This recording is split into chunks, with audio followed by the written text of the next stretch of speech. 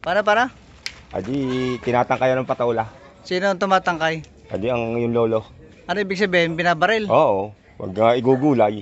Ganun kakayusip ang pulso noon. Ibig sabihin, hindi pinipitas ng pakamay, kundi pabaril. Pabaril, tangkay ng tangkay. So, tangkay tinatamaan ng patola. Oo. Ano naman gamit ng baril? Yun lang ang, hindi ko mahala na kung anong gamit noon. Gawa sabi, basta pag nanguha daw ng patola, patangkay, pabaril. Hindi ko lang mahala kung anong gamit noon. Nakita ng tatay mo? Oo. Ilang beses daw ginawa yon?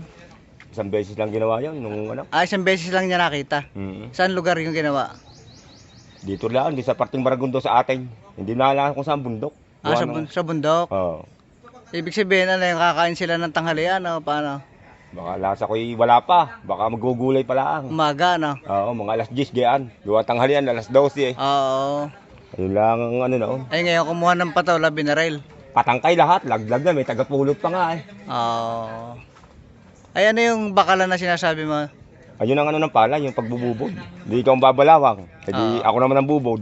Yung iba naman pares. Doon sila nagkakasama-sama. Oo. Pero bayan yan. hindi pa mayor noon, si Mayor Gulapa. Hindi pa ano yun. Hindi pa mayor, no? Hindi pa. Oo. Yung panahon na hindi pa. Panahon na hapon siguro, no? Oo. Hindi pa yung ano. Hindi pa mayor yun. Ano pangalan na tatay mo?